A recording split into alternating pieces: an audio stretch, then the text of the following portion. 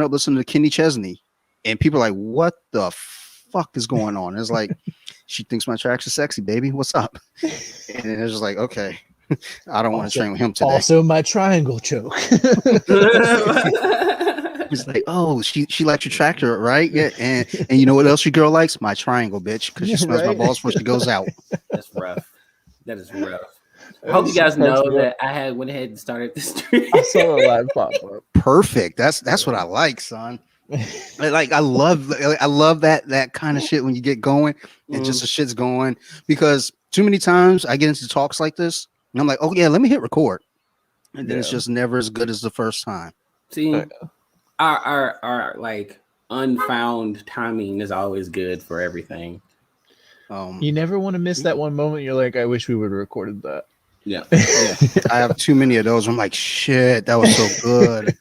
And then it just, as the recording is going on, it's like I'm just sitting there trying to think, like, because I did an episode recently with one of the guys who used to be on Nerd Rage, and before I hit record, we're talking about all types of wild shit, gray pubes and everything, and it was gold. Wow. And we're like, we'll get back to it, and we never did. I brought it up once, and it just didn't feel right. And I was like, it's not as fresh the second time. No. Wait, hold on. Is gray pubes a real thing? Yeah, you get gray pubes. You get old. I mean, apparently, I'm not at that age yet, but listen, I found my dick is slowly evolving. Look, you know what? I don't even want to go into this discussion. That the fact that it's real is amazing. That's just magical in itself. I don't watch porn with old people in it, so I don't know. And then when they are old, it looks like they probably wax or something, men too. And it's like, damn, dude, this is creepy. They don't wax; they're actually balding when you get that age. Yeah, no more waxing. It just falls out. His wife's probably just like, baby, just get it waxed. Baby, no, I'm trying to hold on to it. Yeah, he's got the comb over. He's like, where's your hair? Hey, welcome to Why So Nerdy. As you can tell, we have our favorite back, Dante the Destroyer. He's holding up something to the camera like we're gonna post the video to this. I mean, they're only getting soundbite on this one. I'm letting you all know this is what's going down. Yeah, I watched the historical documents earlier on Netflix about jujitsu. Fucking, the space guy that came down and taught Nicolas Cage jujitsu. Isn't that like the historical way it happened? Wait, stop. There's a space guy that came down. Oh, dude, if you have not watched that film, you need to watch that film. I'm not all the way through yet because you gotta be in the right mindset. But it's a masterpiece of awful. I just want to see it now. I'm pretty positive there's been, so I'm about like 30-40 minutes in, and there's been like one jujitsu move, and it was more of like, what is it, Dante, where like you wrap up in the legs and as you stand up you trip them? Oh, it sounds like a double ankle pick. It sounds like, or a single X, single X, single leg X. Yeah, it would be something like that, and that's the only move that happens in the first like half an hour. And I was like, how are you gonna call this movie jujitsu? I am going to get a couple teammates together. We're gonna try to sit and watch it. I don't like to do commentary while watching things because I can't do both. Someone recently wanted me to sit down and do a commentary on, we want to do a fight companion on an upcoming UFC, and I was like, I can't, because either I'm going to ignore the fights, which I paid for, and that's trash, or I'm going to ignore the podcast, and that's shitty podcasting. You guys are going to be talking during the fights, and I'm going to get angry and kick y'all out. So I told him, like, look, we can do like an old UFC where we kind of know what's going on, so we can talk about it and kind of tune in when we know to tune in. But I want to sit and watch jiu-jitsu with teammates and kind of critique it. But at the same time, it's like, maybe we need to watch it first, then sit down and do it, because if I'm watching it, genuine reactions. Well, no. So you missed what I said. I'm not going to be able to do that because I'll be watching it, and I don't do video. So that's the thing too. If I'm watching it and you get that video reaction, my jaw just dropping, that's probably going to be the best part of it, because it's going to be inaudible. I'm just going to be sitting there like, See, like that's the only way I watch movies. See, that's the only way I watch movies. Desiree hates watching movies with me because I'll start talking and she's like, "Shut up!" Like I'm like, no, did you see that shit? Yeah, but you gotta have the conversation about whatever just happened. Like you have to at least have to make mention. Yeah, that's one thing. Like, but I can't because we try. I actually have some recordings of us watching old Incredible Hulk movies, from like the '80s, where we're kind of doing commentary. But there was a point where I'm dead silent, and Marilyn Phil is still talking, and I'm just dead silent. And the only time I really chimed in was just to crack jokes, because it's old and campy and just goofy. I was like, but then they're like the guy who played Thor. He was also in True Romance, and he was in American Pie. So I started going down his filmography.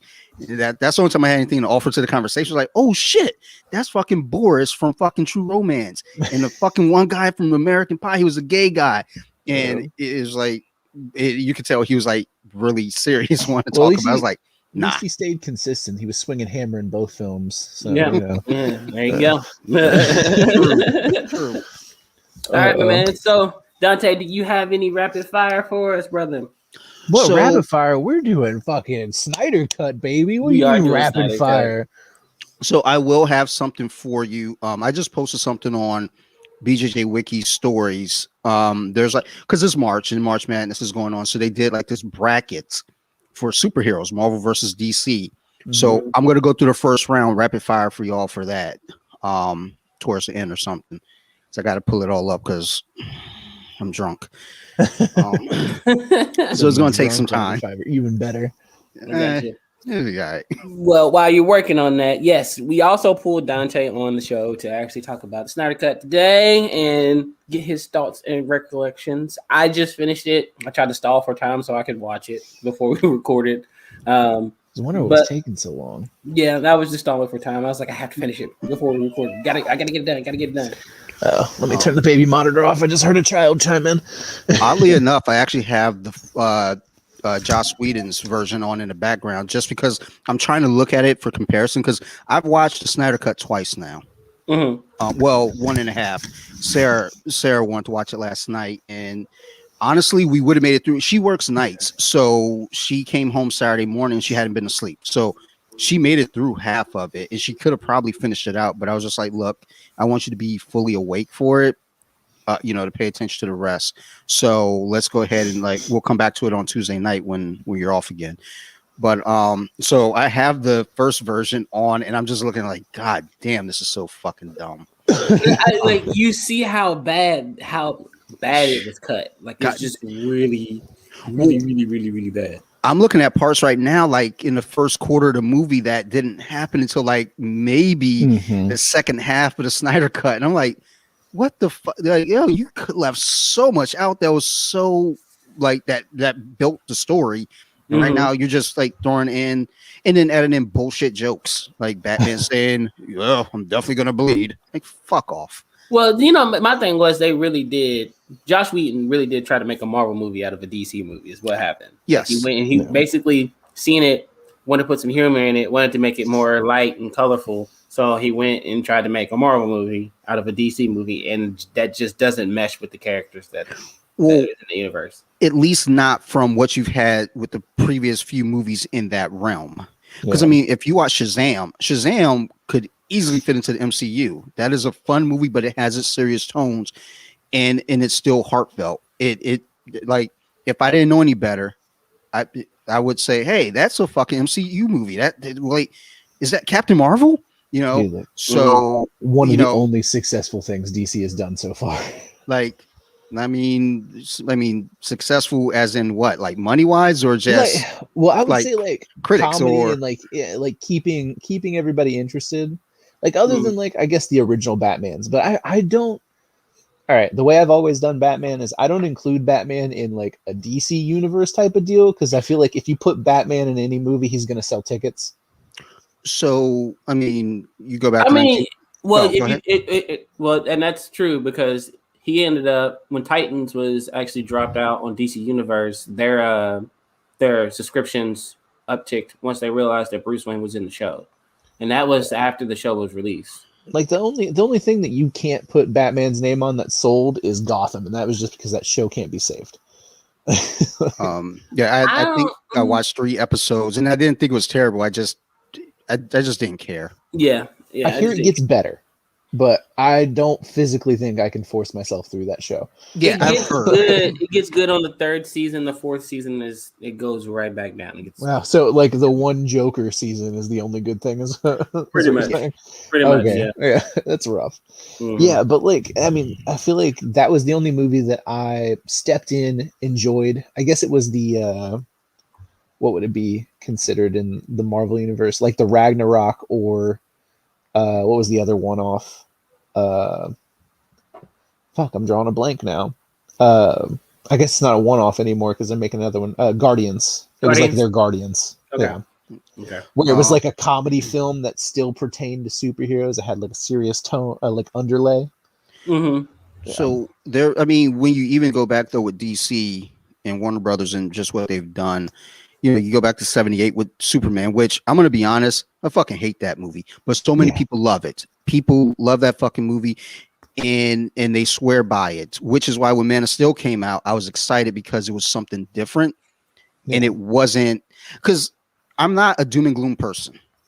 I'm very optimistic, but I do like the ideal of realism because not everything is fucking sugar coated and beautiful and fun and jokey. Mm-hmm. Which, you know, when you go back to the Donner, Richard Donner's Superman films, they're bright and they're beautiful, and that was kind of the point, to instill some hope. Yeah, that was the whole ideal. And then you know, fast forward to 1989 when you get Tim Burton's Batman, which, you know, it works. I fucking hate Tim Burton. If I ever get the opportunity to hit him with a car, I will, and I won't hesitate. Jesus Christ! Do you? Wow, yeah. Hold on, wait a minute. He made Frankenweenie. Don't take him out. No. I mean, Frankenweenie will still exist, but I'm still gonna hit him with a car. Fuck the guy. No, I don't like the guy. Such a good movie. Okay, it can be, and it will still be a good movie, but I still want to hit him with a car. I guess. But a lot of directors like that. Michael Bay. But the thing is, yeah, him too. Fuck that guy too. But you know, Batman in '89 comes out and it does well. I think a big part of why that did well was the marketing. Mm-hmm. Like that summer was Batman, goddamn everything. Without that marketing machine behind it, Batman would have still been fine. Yeah, but it would not have been that iconic movie that we still harken back to now. Is like, you know, that movie, you know, is iconic. Mm-hmm. And then you go into the 90s. I mean, I personally like Batman Returns. Is that the one with Two-Face and no, that's okay. Catwoman. Batman and Robin, I think that's what that is. No, that's Mr. Freeze. Yeah, which I still haven't seen that. I keep trying. I just keep giving up after 15. It's so awful and amazing. It's got bat nipples. Yes. It's got everything. But but basically, it's like with DC. I mean, really, the only thing that they feel like they can sell is Batman, and the unfortunate thing is they're not trying to sell anything else. I mean, they have a big issue. They have 3 of the most fucking iconic comic book characters in history, and the only thing you're banking off of is Batman. It's like, and I mean, unfortunately, they made the Wonder Woman movie, and it did well. It worked. You know, Man of Steel worked, but you still had a lot of people that were like, well, that's not the Superman I know. And it's like, okay, well, fucking grow up. That was fucking 1978. It's fucking, you know, at that point, 35 years ago or 25 years ago, whatever the fuck, it was a long time ago. Get over it. It's time for something new. We're in a new world. I mean, even still, you know, now we got those movies kind of pumping out. But then you start following up with, and I was excited about Suicide Squad until I saw Suicide Squad. Yeah, well, everybody was excited. Everybody was excited for it. Like it was a big movie, but I just want to know. I will never understand how you have that cast pull a bad movie. It blows my mind. So David Ayer said that it got recut. Yeah. And all those movies. We're gonna have a Snyder cut of that movie too. So he says there is an Ayer cut, but it doesn't sound like it's going to get released. Yeah, I'm sure there's just not a push for it. Like the Snyder cut, there's a huge push for it. Yeah, and Snyder paid for this out of his pocket, you know, or he did it for, you know, he didn't, you know, get paid for it or anything. So I don't think he paid everybody from that Gillette commercial that Affleck did about halfway into the movie. Did anyone notice how long he shaved his face? I missed the good old days of advertising in movies, and it was just slow rolling into the Gillette symbol, and I was like, man, I was like, there's that advertisement we're looking for. They getting paid. But yeah, it's like they have characters they can bank off of, but not even just that. Take risks. I mean, again, Marvel took a risk with Guardians. They took a risk with Ant-Man. They took a fucking risk. Took a huge risk with Ant-Man. Yeah, and they got a fucking third one coming. So I mean, obviously, really, it was bigger with Cumberbatch. Who did he play? Doctor Strange? Doctor Strange. Yes, dude. Like, not many people are familiar with Doctor Strange. That was a big jump. I kind of disagree because he has animated films and people are aware of Doctor Strange. I feel like he's the lesser known. Like, he's not as lesser known as Guardians, but he's definitely on that back. But again, they did Guardians and no one knew what the fuck a Guardians of the Galaxy was. Yeah, and it was super successful. And it worked. Yeah. They did an Ant-Man, which, niche people knew what Ant-Man was, and it worked. Doctor Strange, like it, again, he has animated films. Yeah. People are aware of them. That does, it's not like, again, I mean, even when they did, Captain America and even Iron Man for that matter, because these are characters that they took that are, they're the A team, but at the same time they're the B team because in the 80s and 90s, people only cared about X-Men and Spider-Man. Yeah, nobody gave a fuck about the Avengers. Yeah, they gave so little a fuck about the Avengers. No one even knew who was in the Avengers. Which is so weird considering how amazingly popular they are now. Well, I mean, but people are into movies though. Back in the 90s, they had the really good Avenger teams too, as well. I agree. I mean, there's so much good out of those Avengers teams, but they just weren't selling, and everybody wanted to buy. Also, Spider-Man and X-Men had cartoons. Fantastic Four had a cartoon. People were kind of in, kind of out. Yeah. Iron Man had a cartoon, kind of in, kind of out. But I loved the Avengers cartoon back then. It had everybody in it. And that's the thing. Yeah. It's like once you make the movies, I mean, and that's the thing. I got into a discussion with somebody on Facebook about it. It was like, look, these movies now are canon to the comics. I can say, because we're talking about, I cannot remember, Killmonger. Yeah. And they're like, oh, he's from Brooklyn. I was like, well, based on the movies, he's from Oakland. So that's, that's what we're going with now. I mean, and unfortunately, that's just the way the world is. More people are going to watch these movies and read the comics. Yeah. So, well, I think it's good though. You kind of separate the MCU to be its own type of like universe, because I feel like that presents a challenge with like Doctor Strange, and that universe that they're specifically in could be a different universe for the multiverse if they pin it that way. But but it's the way it's shaping up, especially with WandaVision, like basically creating a new universe and stuff like that. A lot of people keep thinking that it's going to lead to Mephisto. Like we're going to start exploring that storyline. That's a huge rumor mirror with that. So I just hope it leads to fucking X-Men. That's what I want. I think it's supposed to, apparently. So I think a lot of that is all kind of hearsay right now, and like the Mephisto stuff. I think that's what people want it to lead to, but I don't think that's where they're going to go with this. I don't know. I'm just going off of interviews with Feige, interviews with the director Sam Raimi. It sounds like they're going to play with Nightmare in there in Wanda. But we were talking about the mutants and everything recently too, and people were like upset about WandaVision not leading to the mutants. And the thing is like you have to understand that most of these things, when you look at the layout of the movies, these things were already in motion and planned before the finalization of the Fox purchase. So when you look at the tail end of that, you got Ant-Man and then Fantastic Four.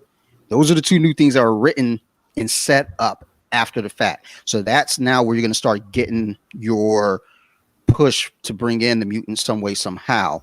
And honestly, I still don't think they're going to rush that in, because you have to understand what they've done over the past, since 2008. At this point, they've slow cooked everything. So it wouldn't make any sense to just bum rush. Like, fuck all those other stories we had. We've got Fox properties now. We got these mutants. Let's go ahead and make X-Men movies galore. And then, I'm sure Kevin Feige will handle that with care and make it work. But you also don't want to, push that through too fast, because, again, it's very easy to fuck that up. I mean, they did well with Ant-Man, Doctor Strange, Guardians of the Galaxy, and even Thor and Captain America for that matter. But you now have to think they've tried to do the Dark Phoenix, story twice. and fuck that up. I fucked that up. You know, the only thing that Fox has really done well was Deadpool, and even with that, you know, just me as a fan, it's like there's still some things that I think you kind of cut some corners on. Yeah, but it was definitely hit or miss. but they say true to Deadpool, you know, as far as recent iterations of them. But you know, there's still a lot of cutting the corners because I'm a huge X-Force fan. I'm a huge Cable fan. That Cable is my favorite character, and I'm sitting there looking at this shit like, okay, you like this character has so much soul, and you motherfuckers missed all of that. Y'all, you know, that just kind of throw them in there. That whole second movie was so thrown together. It was like it was a cash grab, and you can definitely tell it's a cash grab. Yeah, which is why I'm glad they didn't get to a third one because it's supposed to be Deadpool and X-Force. So I was like, no, please don't fucking do that because I will burn this motherfucker down. You know, a third one is in development, right? No, well, I'm talking about under Fox. On the Fox, oh yeah. Because Fox would have just been like, yeah, well, fucking do whatever you want. Make it X-Force. Let's bring in, you know, Richter and Siren, and let's bring them all in. No reason. My heart would not be happy. It'd be sad, super sad. Oh, yeah. And honestly, after watching New Mutants, I didn't hate New Mutants actually. But I did not think New Mutants was not that bad. It was okay. Yeah, it was horrible. Because I went in with the lowest of expectations. Yeah. Anyways, that's exactly what I came into fucking Snyder Cut with. I was not prepared to get anything. You know what, sir? I'm. Why do you give the movie some love? Well, because, all right, listen. Like I was burned the first time. I was sort of excited, but I was like, I did just watch, you know, Batman versus Superman. Yeah, exactly. I watched Batman versus Superman. I was like, I don't feel much, but I was like, maybe because like Aquaman did pretty well. Like, you know, I enjoyed Aquaman. Like I was like, you know, I enjoyed a little bit of Batman Superman, very tiny little bits of it. And I was like, maybe they can salvage something. Maybe they can make it cool. And like, they cut all of the good parts out of this movie. Now that I've watched the Snyder Cut, like fucking Cyborg wasn't even in the first one, other than like twice. And now he's practically 90% of the movie. Yeah. Like, the whole story follows him. It blew my mind how much they cut that man out of the movie. So I just looked at right before we started recording. I looked at I didn't read the article because fuck that, I don't read. But it was basically saying that Zack Snyder was basically saying that his cut of Justice League was essentially a Cyborg movie. He was the heart of the movie, and it was supposed to revolve around him. Yeah. So and honestly, you could see I enjoyed it better. Like I felt connected when like. You know, obviously, I'm going to give you a second spoiler alert, obviously, for this thing, but, you know, give you a second. Haven't watched it. Haven't watched it. No. Go for it. Drop it. Yeah. So when Cyborg's dad died, like, I felt super connected. Like, you know, because every iteration of his dad is sort of, you know, he's always wishy-washy. It's like, you know, oh, he's doing too much, like to smother his son, or he's like disconnected. I don't know if you guys watched Doom Patrol. But he was sort of disconnected from his father just because his father came at their relationship more of a scientific standpoint than like a father-son standpoint. Yeah. But like this did a really good job of both. Like he did love the science of his son, but also he's like, you're still my child. And like, you know, I'm sad that I've lost your mother. Like their whole relationship was super founded by the end of that movie. I feel like their dynamic has actually changed from what the comic book is, because in the comic book you see that a lot of argument. They're really angry towards each other, so it's a lot of hate. I'm sure that's still there. You could definitely get the animosity between the two. Yeah, you can get that, but like it's an undertone. Yeah, it's an undertone. I'm saying like the humility is the undertone for everything. Yeah, it's usually not like that when you're actually reading in the story. It's just like they argue, they don't agree on anything, and boom, it's it. Yeah. You know. But like between that and like God, the Flash like had like what, like 2 moments in the original cut. Loved all the new stuff he had. Like I know you didn't enjoy his like, you know, snarkiness. No, I just don't. If they had him be Wally West instead of Barry Allen, because that's what it felt more like. But I agree. You know, I didn't, because the parts that Sarah and I watched last night. You know, there's some one-liners that he had, and it was like that feels like Barry Allen there, because Barry Allen is still jokey, but it was almost kind of like he was a little, I don't know, like Asperger's, Yeah. and there's nothing wrong with that, but it's like, okay, then if that's where they're going, that's cool in the gang, Yeah, do maybe it that's inclusive. what it was. Yeah. Like I think they were more going for like if they were aiming for Barry, they were aiming for like bringing up the like old school cartoons. Like when we were kids, did you watch the Justice League? Yes, I'm Like somewhat aware. he was very jokey. He was like always looking for a punchline. So I think maybe that's what they were aiming for, but they ended up landing with Kid Flash, is what it seemed like. Yeah, and honestly, it as a whole, the whole thing, the group collectively, it worked still. Yeah. So it was well, and you always gotta have that comic relief character. Like there was a couple lines where like him and Aquaman kind of bounced off each other, and that was kind of cool. Yeah. Man. Speaking of Aquaman, do you think that Snyder went back and watched that scene where he took off his shirt and purposely was like, I'm going to make this about 20 seconds longer than it needs to be? Oh, yeah. No, he definitely did. He was like, add it back in. He's like, for every second Momoa is on screen shirtless, I'm making an extra few dollars. he knew what he was doing. He was like, this is for the ladies. Right. There was two scenes. Like one of them where like the girls serenade him as he walks into the water, which I thought was... Does anyone know what happened in that scene? Was I supposed to know something? It was supposed to be an Atlantean song that they were singing. That did not translate. Yeah. I was creeped out because the bitch walks up and picks up his shirt and was like still singing and then going like, oh yeah, and then she gave the creeper his shirt. When she did that, I looked at Sarah, I was like, fish sticks. Right. It was really creepy. Good. Like the fact that the way it ended too, after they stopped singing and she just like continued to stare at the water. Right. Like, all right. That scene was still the weirdest scene that they added onto that movie. I was like, what was I supposed to learn from that? I don't think you're supposed to learn anything from that. That's what's other than Momoa looks great with his shirt off. But other than that, I already knew that. We started this movie with that. I don't think it would be a Snyder cut without some kind of confusion and weirdness in there. It's like, okay, that really didn't need a purpose in this, but all right, do you. So on the bank scene with Wonder Woman, was that as brutal the first time, or did I not notice? No. That was all added back in. It was redone. So like her fucked them up. Not like I put them to rest. She killed them. They are dead. So there's a panel in. When I say recent, it's relative. Like within the past 10 years. Yeah. Wonder Woman's talking to Batman and Superman. And she goes, there's a reason why I don't have as many foes as either of you. And she just walks off. So I mean, now we've learned, it was not she overkill, by the way. I need to really reel that in. Overkill with that one poor dude who was like, I'm gonna blow this bitch up, and he clicks and nothing happens, and then she smacks her wrists together and he just vaporizes. So Sarah asked me as we're watching, she was like, so what? I was like, baby, he's dead. He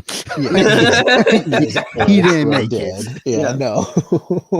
You remember the blip? This is our version of the blip. It shook him out his shoes and out his soul.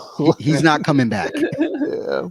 My God, man. But yeah, like looking at that scene, and I would watch a movie about the mascara.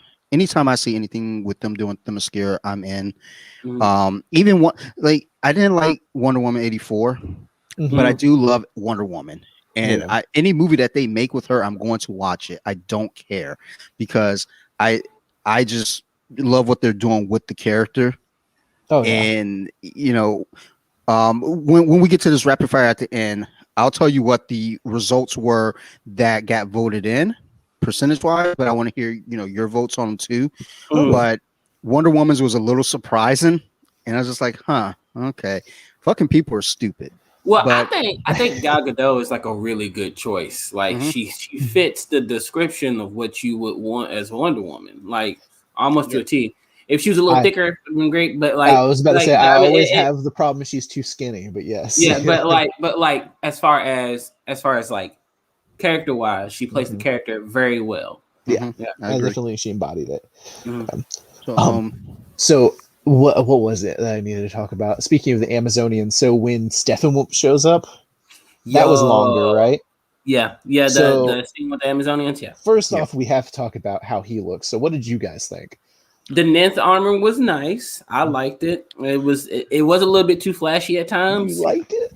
Yeah, I liked it. I like the design of it. It was cool. It reminded me of have you ever seen those magnetic sand timers? Yeah, that's what it looked like. I was like, what the fuck is he doing? And motherfucker could have had spikes on him the whole time. Why did he wait till the fucking end of the movie to have spikes? That could have been useful everywhere.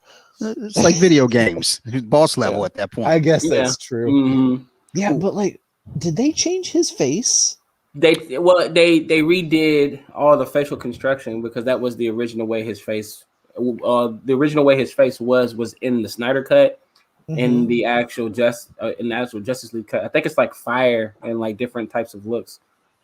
Looking at it, just because I have it on here, right now the first cut, the outline around his face is larger. Yeah. So you see more of his face, which I'm not mad at that. Mm-hmm. So I wish that they would have kind of kept that where you could see, because in the Snyder cut it's real tiny, and it fucks with me. And that's just personal to me. He comes out of the armor. When Darkseid shows up. Yeah, and he looks goofy as fuck. He looked like the orc from fucking the Hobbit face fuck Golem. Jesus and Christ. That's what we got. It looks Jesus awful. Christ. It looks I won't awful. argue there. He has the goofy little Golem eyes. Watch it this time. Now that I've mentioned it, go back and watch that movie and you'll be like, oh my God, I see it. Just get rid of the scar. Give him the body of the orc, or even Thanos for that matter. Give him Thanos' body and then merge his eyes with Golem.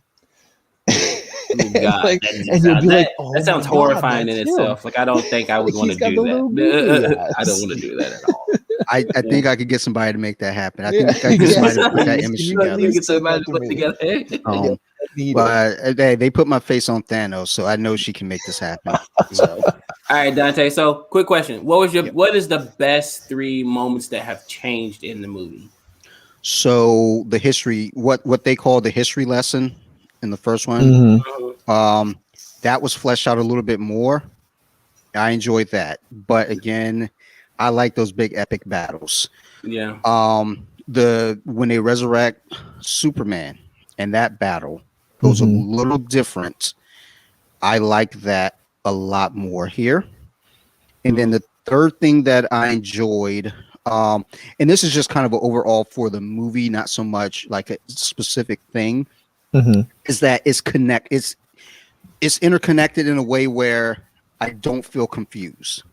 As it's going through, I know what the fuck is going on. Right. Versus the first cut, I'm looking at this shit now and I'm still confused. Oh yeah, it was so thrown together.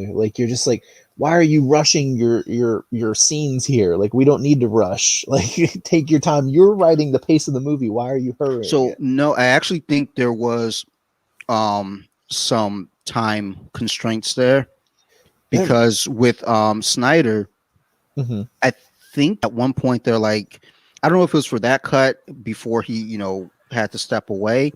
Or if it was for the Snyder cut, whatever it was, they wanted him to only do 2 hours and 10 minutes. Yeah, they were he had shot 3 hours worth of footage at the point before he walked away from the film, and they were like, "Well, you're going to have to figure out how to cut it down because we don't want this long of a movie," because they were worried about audiences' responses to time. Dude, we're nerds. We're used to sitting on our asses for long periods of time. Give it to us. Return of the King is what? How long is Return of the King? Right. The extended version? God. Oh, the extended version? Yeah, the extended version is peaking at 5 hours. Yeah, it's 5 hours. Yeah. And we'll all sit through it. So I don't understand why they just didn't make the time. So one thing I thought about before coming on here and thinking about because the thing is it's a 4-hour long movie. And my saying to all of that is it's paced well. Yeah. When I watched it, I didn't feel like I watched 4 hours of movie. No, yeah. They said a lot of people say it feels like you're only watching a 2.5 hour movie. Yeah. I think the breaks were smart. He built those little segments. Yeah. Well, because it was supposed to be done it was supposed to be done in 6 parts. Like they were going to release 6 parts on HBO Max, but then they're like, fuck it, just put it all out. But he still kept those break parts in there. But even watching it last night with Sarah, we got 3 hours in and it still didn't feel like we sat for 3 hours. But the one thing that for anyone complaining about it being 4 hours long is like, listen, bitch, you sit down and fucking binge watch fucking, you know, anything else for fucking 6 or 7 hours, and you want to fucking complain about Justice League being 4 hours. And at that point, it's just people wanting to complain about something for no reason. Because again, that was the first thing I said when I was watching it, and I put it on Facebook, and people are like, how is it? You know, how do you like it? And I was like, I love the pacing of it. There's no, if there are slow points, I don't know where they are, because I felt like the movie moved at a pace where I was engaged the entire time.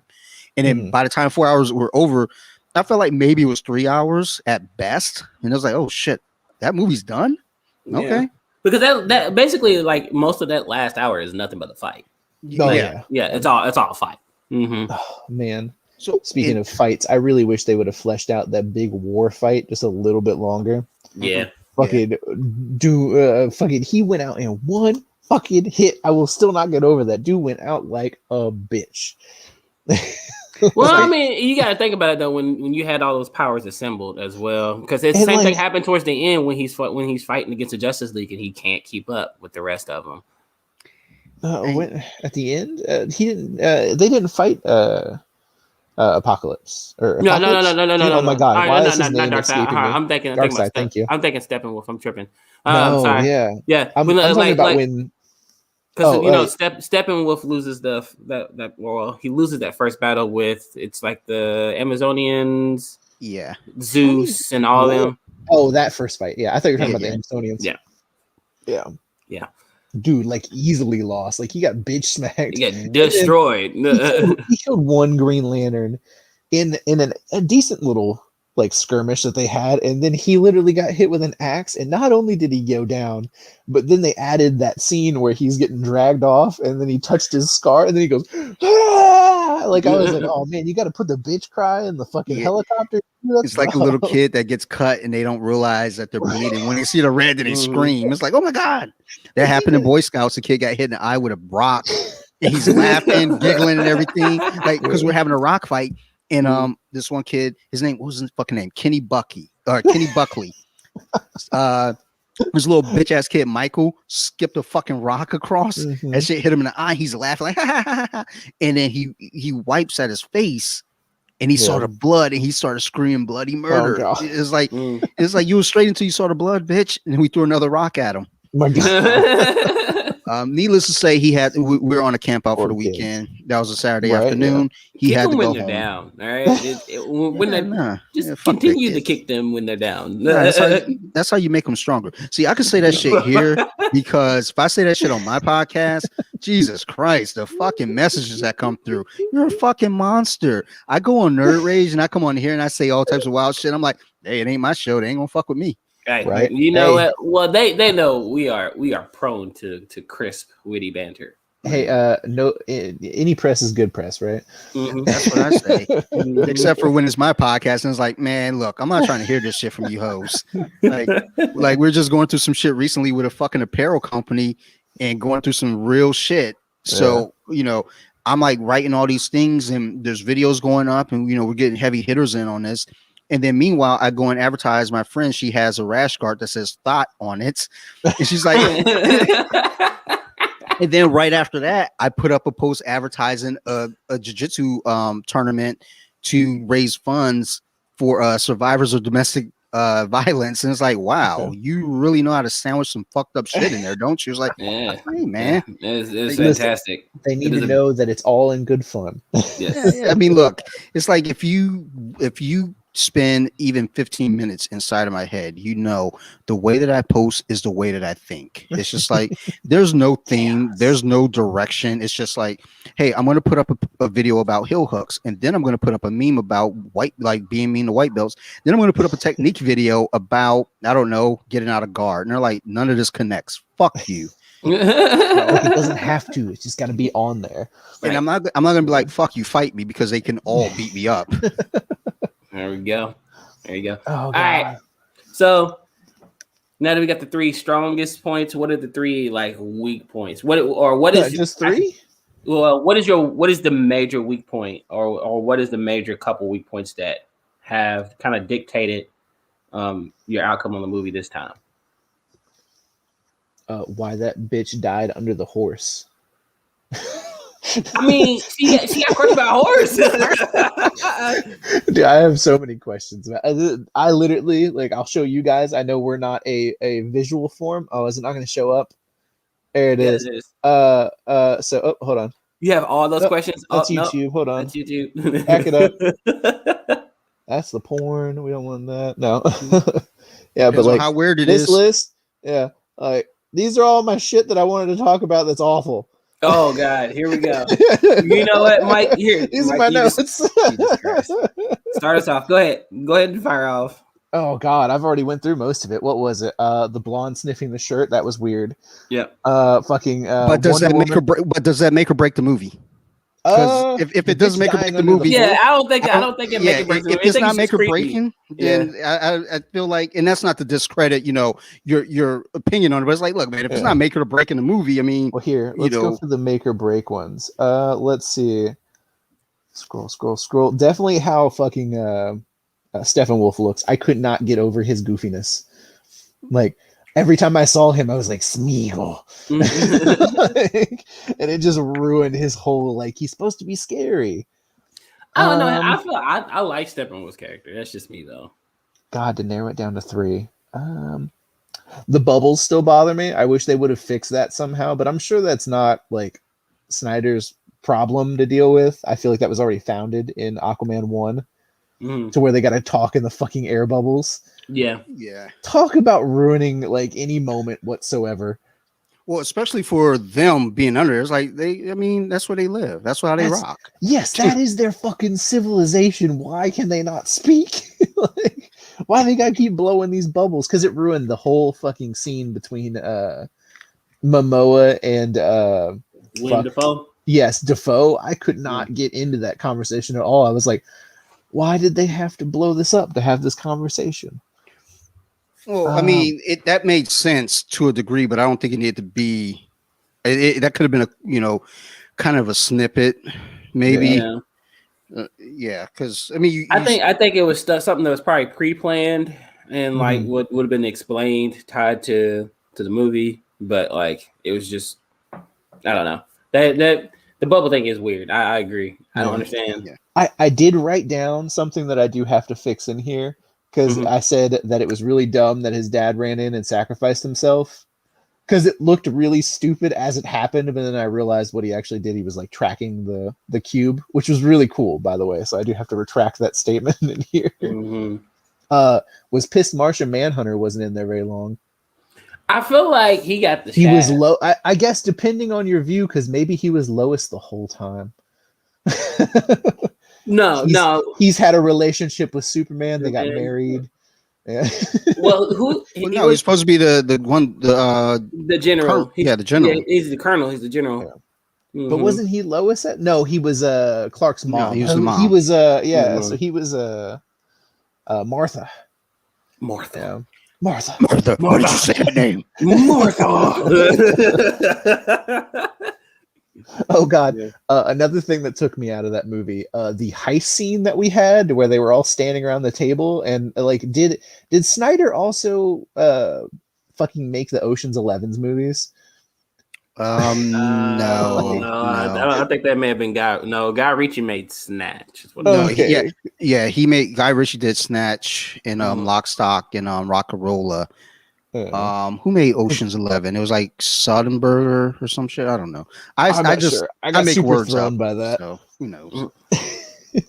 But I guess none of mine are super make or break, other than like the look of Steppenwolf and stuff. But just really I had a list. Oh, dude, I had a list of complaints because my God. Dante, do you got any? They made it 1,000 times better, but 1,000 times 0 is still 0, unfortunately. Look, you know what's there. That's just you being a DC hater. Right? Look, I'm going to be honest. His hate isn't as bad as I was thinking we were going to be walking into. To be honest, I I was expecting to walk in like, man, it was dog shit. Fuck that movie. Yeah, I thought it was about to get eviscerated. Just log off. It's like they did a good job. Okay, I will give him that. He did hit my hit list because the first things I said, if you guys want to listen back to it, because I'm sure I talked about it in the other Snyder Cut prequel to this, is I was like, I want Martian Manhunter, I want more Cyborg and Flash, and I was like, I want a little bit more fleshed out fight scenes. And honestly, if I have to be honest and say that he hit all my spots. That's what I wanted. Like, so I got what I wanted from it, but is it a good movie? I would have watched it and still made fun of it the first time. I was appreciative of what they got. I wonder with a lot of people though, all the praise and love for this, is it an effect of how bad the other one was? That's exactly what I feel like a lot of people are seeing how much like WB had an influence in getting the movie cut down and changed to what they thought would be good for the audience. But it clearly shows that like if you let the director actually illustrate that vision to what he wants, ends up being a better product. So like, yeah, I think from here on out, anytime that they're going to talk about like doing another DC movie or having like anything tied to the DCEU, it's all going to be that director's vision, and they're going to kind of let them have more of a free reign. Plus, you got J.J. Abrams coming in too to fix a new universe.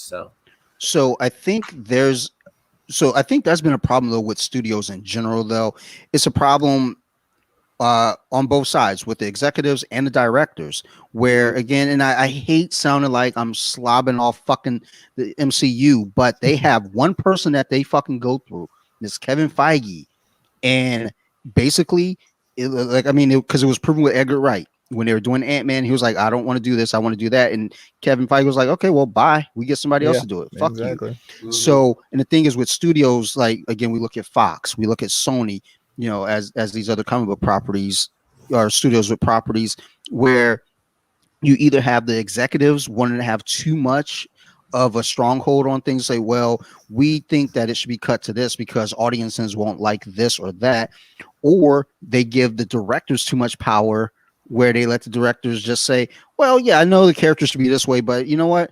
I think I want to have the original X-Men, you know, I want Iceman to be one of the students. I don't want him to be one of the veterans with, you know, the original class. So it's like, okay, well, fuck off. You guys you claim to be fans, but you're not really fans. You're just fucking trying to make money. And ultimately people are going to be pissed off, but stick to the vision, which, you know, even with the MCU, they have, you know, done things different, but it made sense versus the Mandarin. I agree wholeheartedly up until that moment. So to this day, that still doesn't make any sense. So, and honestly, I 10,000% agree. That's my least favorite MCU movie.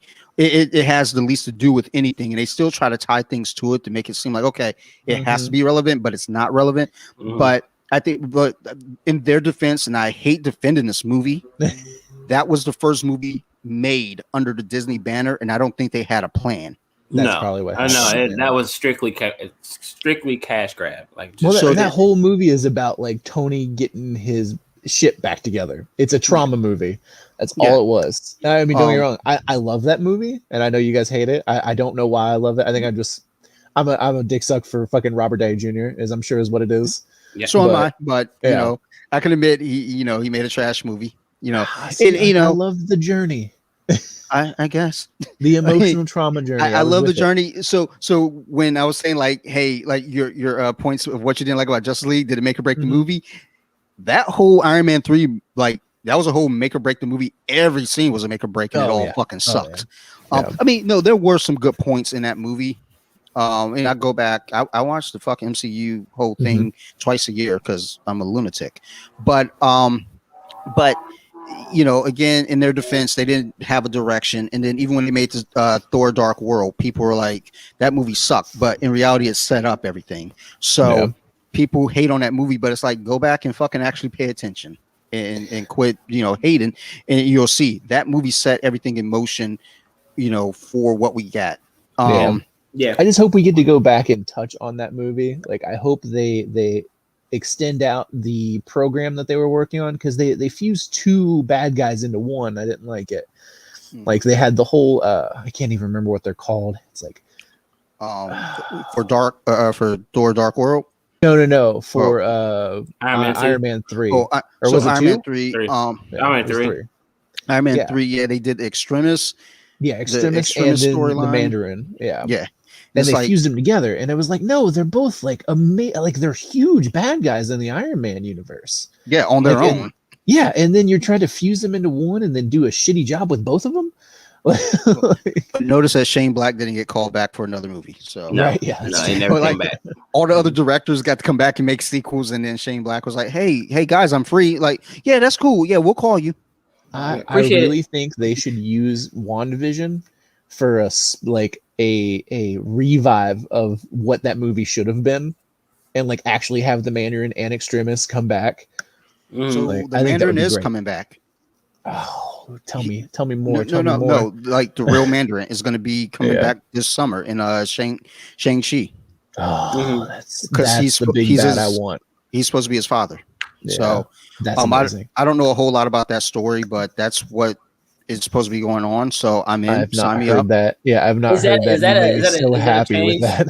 Is that a change for the MCU for him to be his father? I don't know. I'm not familiar with that with Shang-Chi at all. Yeah, so. As big as an Iron Man fan as I am, like I did not know that Cabbage Patch, work with me, Doctor Strange was even in existence. So I wouldn't understand the connection between Shang-Chi and him. Really? Because he basically, I read a couple things. He's basically like a carbon copy of Bruce Lee, but with powers every now and then. He doesn't have powers, but he gets powers every now and then, or by certain things. They're like, yeah, you got your powers on layaway here. You can use a little bit now. Here you go. You have these for 3 months. Figure it out. But I think it's interesting and it's cool because now this year we'll see 2 movies with all Asian casts as well. Mortal Kombat and that as well. So it'll be cool. We got to get back to the Snyder Cut. We're Asian stand up. I was just thinking, hey, I'm sorry. Like I have a bad habit. You're good. You're good. If anything I could say about the movie that I just kind of look at as the negative point or a bad point, lanterns. I just feel like that's a huge character core that could have been utilized here, and maybe they had bigger plans moving forward. I don't know, but I didn't think about it until you just said that, Dante. They did not fucking include one Green Lantern, did they? No, other than the guy who got fucking slaughtered in the very beginning. Yeah, and that's disheartening because I'm a Green Lantern fan. I say that, but like when I say that, it's not like I got Green Lantern shit around the house and with comics or anything, but I like the ideal of the Green Lantern. I like the ideal of the entire Lantern Corps. All of them. That was something that I felt like they missed majorly on. Well, I understand. I think there's a rumor mill going around saying that they're actually going to develop it, and the movie is going to have John more of the lead than Hal. Hal is supposed to be in the movie, but it's actually supposed to center around John and him being in the corpse, and you get to meet Kyle and all the other. Great. As long as they do better than the one with Ryan Reynolds. Yes.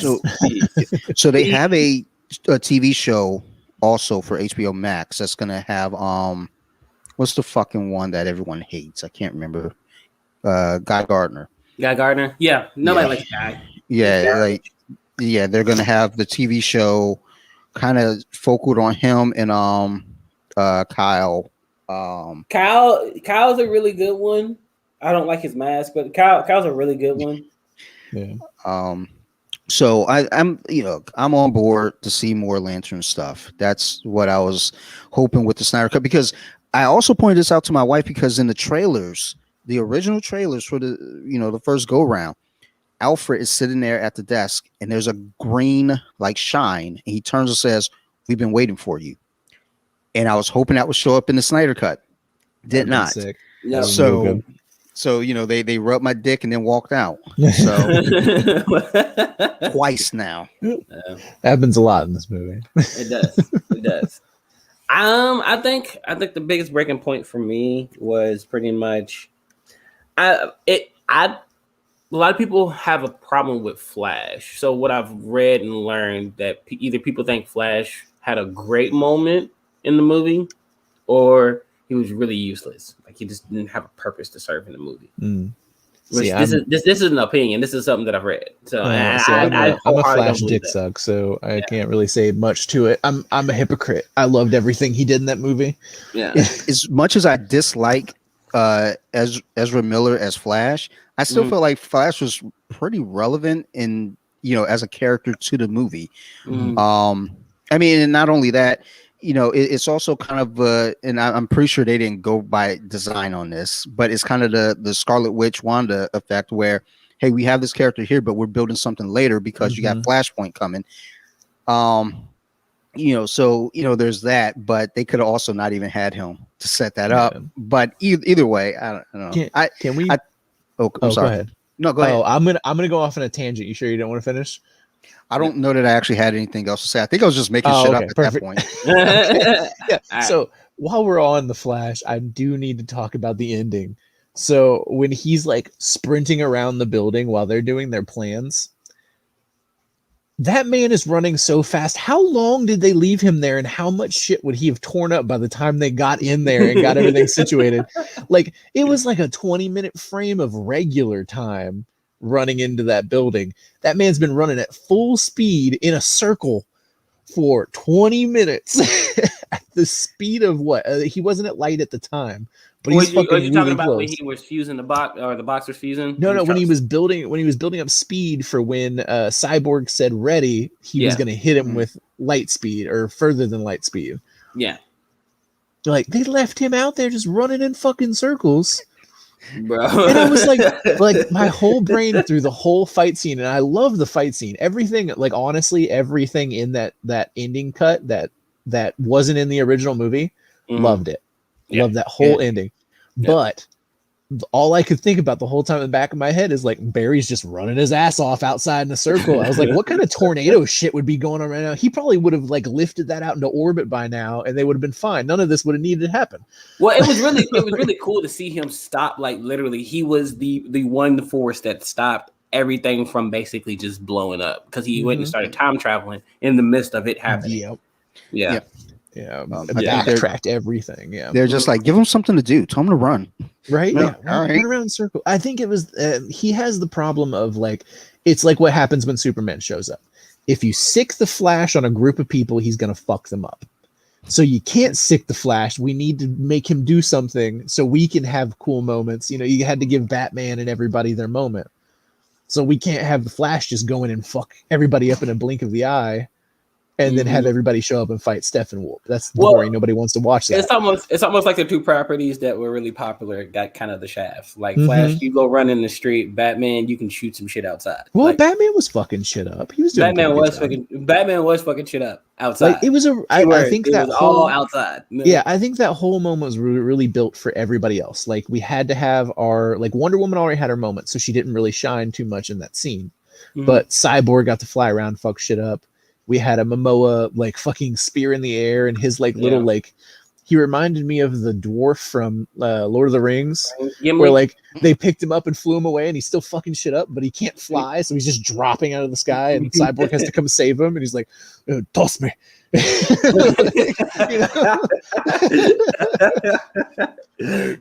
It's great, but yeah, like I just could not stop thinking in my head. I was like, so Barry's killed everybody by sucking all the air out of this area, right? Pretty much. he could have created a vortex like that. Actually, that's what I'm saying. The whole time, all I could think about is how bad he's tearing the whole world up by running in a circle outside. Oh, I guess the movie just ended. That was like the original cut was so bad it ended, and I didn't even know. Honestly, that's how I felt. That's how I felt when I watched it. I was like, did I watch a movie? Like I'm sitting here looking at this shit like, oh, that was the end? Like, what the fuck? Like my daughter could have made a better end. It did not have a cohesive start, middle, or end. Like there was no story in the original cut. Another thing I do have to give to Snyder Cut is that the time travel scene in this one, it made sense. I was like, oh, I'm I'm in a different timeline than what I was a second ago. Instead of all of a sudden, like a long scene happens and they just expect you to understand that Batman fell asleep and had a dream about the other timeline. Yeah. Like this one, they were like, here's a transitioning point. Because he preluded to it earlier in the movie, and then it happened again. I was like, great. I was like, that's all he had to do the first time. Yeah. I think before this came out, there was a lot of talk, just, you know, in various directions, whatever it may be. And a lot of people were really like, well, you guys think this is going to fix it all? It's still going to suck. And that's fine, whatever. I actually got into an argument with someone on Facebook, and I don't ever get into Facebook arguments because, and I took the bait this time. I took the bait because I was looking for a fight because he lives nearby. So if he got out of pocket, I know exactly where he lives. He lives like 5 minutes from my work, so it could have gone south from there. Then I was ready to throw hands. No, this is a fact. I was down. I was like, all right, y'all want to do this? I mean, I know where you live. I'll beat you and your husband up. It's like, and don't get it twisted. I'm not out there beating up gay people. I'm beating up people and they just happen to be gay. It's like, I'm not thinking like, you know, let's go beat up gay dudes. Like, nah, man, he came disrespectful. No, but we're equal opportunity ass whoopers here on. Yeah, I mean, everybody gets ass whooping. I mean, if he was straight, I was going to smack him too. We love and hate equally. Right. But anybody can get this roundhouse. But they had put up a post, basically, you know, kind of saying, you know, out of ignorance, they didn't know anything. They don't even fucking watch comic book movies. Well, they do because their husband does, but you know, he's involved by proxy. Yeah. So he goes, I don't know why people think the Snyder Cut's going to make it, you know, having a different director's cut is going to make it any better. You know, the movie was bad the first time, it's going to be bad the second time. So I stepped in and, you know, politely said, you know, explain the situation. Look, a second director had to come in because the first director had some family issues that they had to go and deal with. So it got recut differently. I was like, look, I'm going to be honest. I'm not saying this movie's going to save anything. My whole feeling is he started with something. So at the very least, if it's going to be trash, I want it to be his trash. I don't want it to be someone else's trash on top of his trash, and it just looks like complete dog shit. It's like, if it's all going to be shitty, be consistently shitty. And then he comes back with like, I could already tell you why this movie's going to be bad. Number one, Ben Affleck. I stopped reading what he had to say. Yeah. And I replied back, I was like, so you've already kind of made the point that you're biased and you've already kind of given up on the movie before even seen it because you don't like Ben Affleck. And unfortunately, that's not how this works. And, you know, I said some other words and I pointed out the fact, like, and let's keep in mind, though, too, you fucking like X-Men Apocalypse. So you don't have any fucking room to say anything about any fucking comic book movies. He likes X-Men Apocalypse? Oh, not just liked it, but he fucking enjoyed it. Oh, God. There's a difference in knowing that it's a bad movie and still liking it. But if he genuinely liked it, there's a problem. Yeah, no, that sounds like he genuinely liked it. Like, I like shitty movies. I do. Yeah. But, I know when it, like X-Men Apocalypse, when we walked out of that movie, the Nerd Rage crew went to see it, and I remember walking out, and Joe KW, he pat me on the back, was like, "Damn, Dante, I'm sorry, I know you're excited about this," and I was just walking out like dead serious with my head hanging down, like, what the fuck, dude, it was a disappointment. Like, that is one of the biggest like storylines they could have picked up with that whole series, other than Phoenix is probably the only other one that matches like the hype of it. Yeah, and like they're gonna fuck both of them up. Like they ruined it. But I'm sorry, I keep jumping into these other comic book worlds. You're good. I do have a question with you guys as it pertains to this. So with this being a Snyder Cut, and you know the way that it ended, and the way everything kind of came together for it, are you interested in more of this world from Snyder? I figured this is going to come up while we were talking about this today. I think a lot of people want to see the Snyderverse restored, but I think it actually is good that we are having different types of versions of characters, like Batman being set, Joker being set, because it gives them a chance to actually set up the Flashpoint Paradox, which is supposed to come out, in 2022. So like it gives you a chance to see all these different worlds before they can take parts of those movies and tie it in to that actual movie in itself when it is produced. So that way he can kind of put everything on one accord. And then at that point, it's just kind of, you can run free. Who's all going to be in the universe? Are you going to carry over this character? Are we not going to have this character? Stuff like that. So it opens up an opportunity for everybody to kind of finally all get together and be in a movie together. Yeah. But has there been any, like, did they say that those other movies though were going to factor into, like, with some of them are solo series, like the Batman is a solo series that's supposed to talk about his origins, but they're talking about doing a Jason Todd again. Yeah, they're talking about doing Jason Todd. Always new origin. Yeah. Well, everybody has an amnesia. Well, he's 2 years into being Batman, so it's like the origin of him. Like, they need to stop with these fucking origin stories. Everybody Batman year knows. 2. Yeah, Batman year 2, which is actually is the story. Unless they start doing weird shit with Batman, I don't want another origin story. Yeah. The only thing I'm hyped about with that is that Riddler is the villain. That's the only thing I'm into, because I've been screaming for Riddler. Once Chris Nolan made the movies, I was like, can we get like a serious Riddler movie in here now? Well, they said what goes down an alley and is full of holes. They said kind of my parents. No, a bowling ball. What the fuck? What is it? How do you say his name? Colin Farrell. They said Colin Farrell was basically unrecognizable the entire movie. Like, he did not look anything. Farrell is going to be the Riddler. Is that what you just said? That's who. That's who. He's Bullseye. No, Colin Farrell. No, it was Penguin. Sorry, he's Penguin. Sorry. Okay. It's Penguin. All right. But that's even better. Yeah, he was completely unrecognizable on set. They were like, he looked nothing like what he actually looks like in real life. Did they make him chunky? Yes, he was super chunky, and I think he's a method actor. I can see his face working. Like, his face sort of reminds me of. Did you guys play the video games? Yes. Yeah, he does sort of look like if you put his face into it, but not body wise, but I think his face matches. Like, you can make it look very Penguin. Yeah. Like, I could be into it. Yeah. But I would love to see another Snyder film, honestly. Like, don't get me wrong. I enjoyed this, but I didn't think it was a good movie. But in all fairness, I mean, shit, when you get cut off of a movie and then have to rebuild it from scratch, you already had a turd. You're going to get the shiniest turd that he could make, but it's still the shiniest turd in the box, it's still a box full of turds. I honestly think, like, if they do reproduce another like Snyder movie, Snyder cut, it has to be Man of Steel. Like, just go ahead and let him have just Superman and let him stay in that realm. But I hate Superman. Can we not do Superman? Okay, well, you don't have to go see it, but other people will. No, nobody else will see it either. That's true. So, and that's the thing, though, too. He's just going to beat the hell out of whoever's there, and then the end. Maybe get Riddler on. Make him lose to do with brain teasers. But that's the thing, too. Just like with the MCU, this could also kind of work in that same way, where you can have different directors functioning on these films. Yeah, I would be fine with Snyder staying on Superman, to be honest. Like I said, I enjoyed Man of Steel.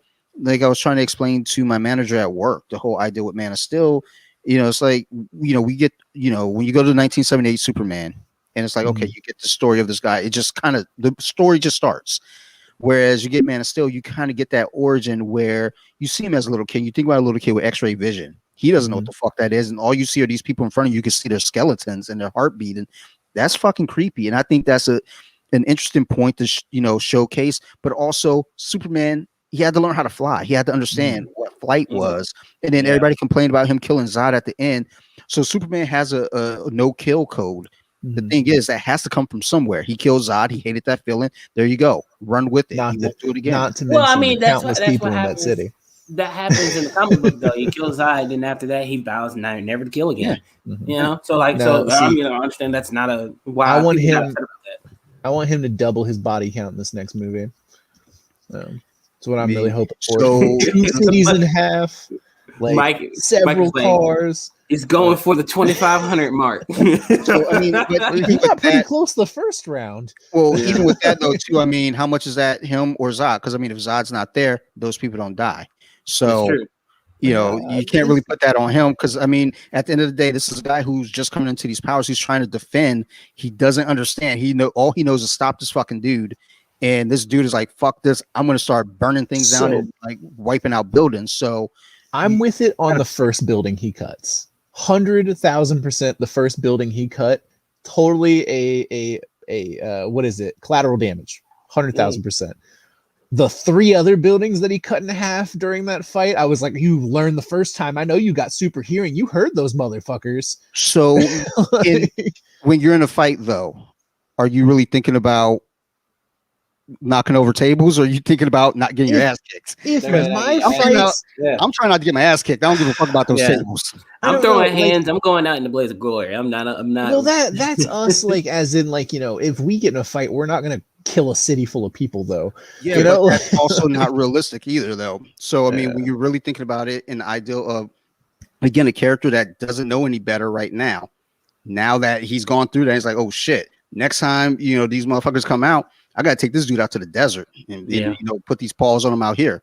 I guess so, but I don't know if he learned his lesson or not yet. I mean, I kind of feel like you're just looking to dislike it though for no reason. You just want to hate it. No, there's definitely a reason. I have a grudge against Superman. No. Exactly, you have a grudge against him. No. I absolutely know my problem. Did he put his finger in your booty? Because that would have made it better. He did something when he was a child. We don't know what happened. I've just always seen like show me on the doll where he hurt you. So I've always put Superman in this box of like, he reminds me of One Punch Man. You guys will watch One Punch Man, to where like he shouldn't be the main character, only for the fact that when Superman shows up to the fight's already over. Just nobody understands the fight's over yet. Like, and so it's always just. And that's why I think I had such a disconnect with Man of Steel, is because every time Superman fights, it's him trying to make the least amount of damage. And like, that's why Superman gets his ass whooped sometimes. It's because he's trying to reroute the fight somewhere else to make sure everybody doesn't die. And I thought it was really weird that he was not only getting his ass whooped, but he's also tearing the city apart, trying to not to get his ass whooped. And I was like, it didn't fit for me with the Superman that I've always known.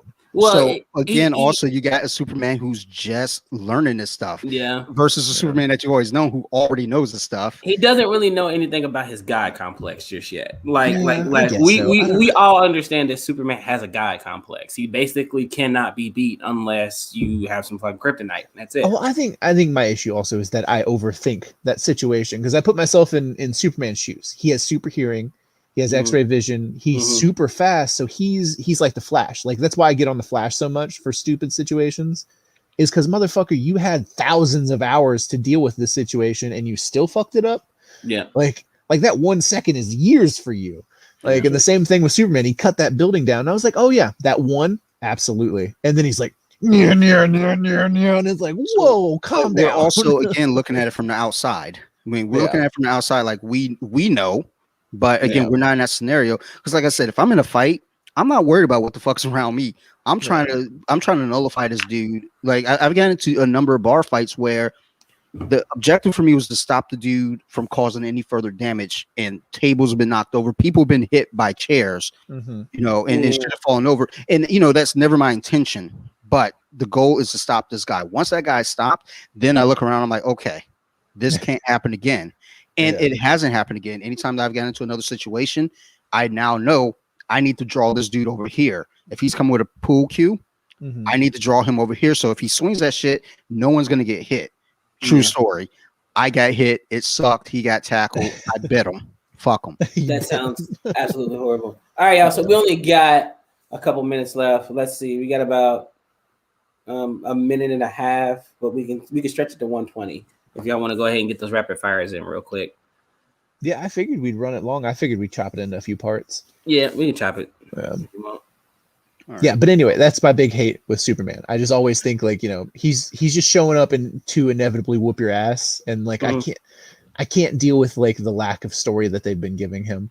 Like, that's why I liked in Snyder Cut, where they sort of extended it out. I actually enjoyed listening to stuff about Superman. I was like, oh, okay, I like his like family life going on and what's going on there. Well, and that's kind of what I was getting at, Lil, with Snyder working on Man of Steel and just doing that. It's like he's trying to build depth to this character, where honestly, how many people outside of like hardcore fans who read up on Superman and know all the Superman lore, how many people really know anything about Superman outside of the Christopher Reeves movies? Well, his lore, I mean, is though pretty straightforward. If you pay attention, unless you dive into the Kryptonian part, that's when it gets. I didn't know his mom was fucking Martian Manhunter, so I was blown away. But when I say lore, though, I mean they're just like other iterations, though, too, other stories to kind of give you a different perspective, like Superman for All Seasons, All-Star Superman, Superman Earth One, you know, things like that. You get the same story, but a little bit more fleshed out in a different way. Yeah. You know, those fans, you know, those are the guys that are like, okay, you know, I get it, but the you know, the normie fans that go to the theater, they don't know anything about Superman other than Smallville, you know, Christopher Reeves, you know, or even Brandon Routh. Yeah. You know, those are the Superman stories that they know. So when they see something like Man of Steel, and I'm the first one to complain about a reboot or a remake, because it's like, fuck you, get your own hero. This is our hero. But you know, I agree though. It's like, okay, you know what? The Superman story does need to be updated. You know, even when, you know, they, you know, because there is a black Superman, you know, people are complaining about Michael B. Jordan potentially being Superman. It's like, well, relax. He's not going to be Clark Kent from fucking Smallville, Kansas. Although that'd be a fascinating story to see the Kents, you know, adopt a black kid and what that was like for him growing up in Middle America. It'd be a whole different perspective. It would be really interesting. It's like Val Zod or something like that, or Val L. or Cal Zod, something like that, where he's like a different alternate reality Superman. But apparently he has like berserk moments, so he's not really technically a full on like 100%. Oh yeah, like the black guy with berserk moments, of course, sure. Yeah. That's why I was like black rage. That's why I was like, we really gonna do a Superman that has anger issues? Like, seriously, guys, is this what we're gonna do? That's fine. Okay. Okay. All right. Let's see what y'all want to do. Build the stigma. All right, let me hit you up with these questions real quick. So I'm going to ask you two characters, Marvel and DC. Who you got? No explanation. I want your answer, and I'll tell you what the percentage vote was that I got on Instagram. Okay. First one I got. This is round one. Number 1, Superman versus number 8, Star-Lord. Who you got? Oh, Superman all day long. Superman. Yeah. I agree, 10,000%. That should have been a 100% poll. Superman 74, Star-Lord 26. Wow. Who the fuck? Did they explain why? No, so it's just a poll. There are a couple people I want to reach out to, because there's some that I'm going to get to. I know who chose, and it's only one person who picked. Like, there are two characters that only got one vote. Yeah, I want to message that person like, so why? Yeah, exactly. Just what the fuck? One of them, I know why he did it, because of Civil War II, and I can go into that briefly. But I know why he picked it, but he's still wrong. Like, I'm just thinking, even with Krypton, like, what is it, Kryptonite? Even with Kryptonite, I still feel like Superman whoop his. Yeah, he'll get him from a distance. Bitch. All you gotta do is take off and go towards Star-Lord, pick him up. Yeah, well, that's the thing though too. People are like, well, Star-Lord's, you know, he's a whatchamacallit. It's like, no, it's Superman. Fuck off. Yeah. Superman's OP. It's just he wins. So in the entire tournament, there's 32 characters. My finals would probably be Superman and Scarlet Witch. But honestly, there's a sleeper in there. Depends on who else is on the list, but I agree. There's a sleeper that I would say takes out Superman before he gets that far, but that's just me personally. So next matchup, number 4, number 4, Martian Manhunter versus number 5, Captain America. Martian Manhunter. Yeah, I agree. Again, 10,000%. The fan vote, 66 for Captain America, 34 Martian Manhunter. So these people are probably voting based off what they know. They don't know Martian Manhunter. They know Captain America because of the movies. Manhunter. That's a popularity vote. He has such an in-depth story. His story's so good. Quite honestly, if I'm doing the full poll, Martian Manhunter, because that would be the next round, him and Superman. I got Martian Manhunter. Yeah, I would take Martian Manhunter over that. Yeah. I think that fight actually happened. I think you're right. Martian Manhunter did take out Superman at one point. Superman has said that's the only person he does not want to fight is Martian Manhunter. He want no parts of it. All right, so number 3, Aquaman. Number 6, Black Widow. Aquaman. I hate that I'm going all DC, but like I don't see.